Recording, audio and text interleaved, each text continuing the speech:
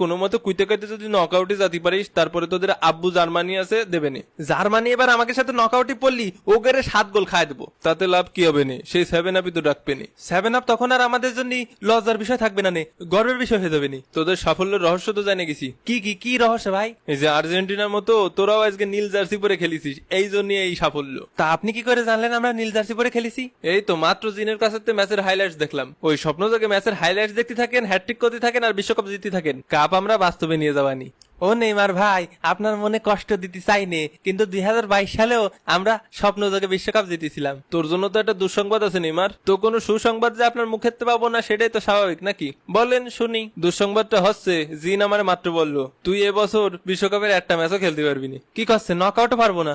নকআউটই তো আউট হয়ে যাবি, তাই তোর আর এবছর বিশ্বকাপ খেলা হচ্ছে না। এ মেসি ভাই, আপনার সে বাটি চালান দিয়ে জিনটার প্রাইস কত? এ ভিনি, তোরেও জিনে ধরিছে, সাবস্ক্রাইব কর না, মানে ইনবক্স কর, প্রাইস জানতে ইনবক্স